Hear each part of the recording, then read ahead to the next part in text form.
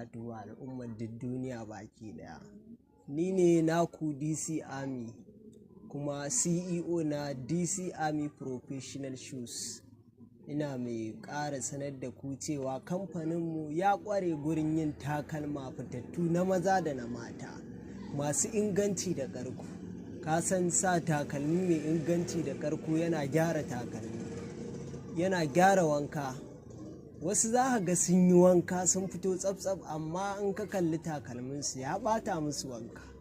To ku zo DC Army Professional Shoes, za mu gwangwaje ku da takalma wanda in kun yi wanka za ku fito tsaf-tsaf neat, ku baza capacity ku baza birninku cikin farashi mai sauƙi.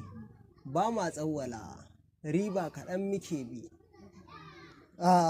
Wannan yana ɗaya daga cikin wanda muke yi. Wannan shi ake cewa komai da ruwanka, manyan kaya da ƙananan kaya, kuma gashi jurau baya ɓarewa, duk ruwa duk menene baya ɗaga shi saboda muna amfani da gam mai ƙarfi.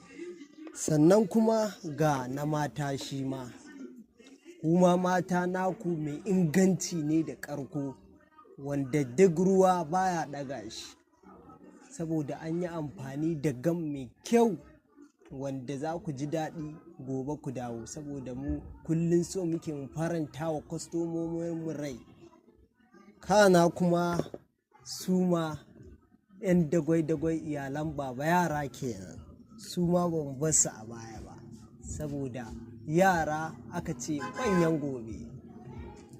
Su ma ga nasu, su ma nasu masu ƙarko ne, masu inganci. Ina masu siyan ɗaiɗai ko sari, muna maraba da ku a DC Army Professional Shoes. Mun gode, mun gode.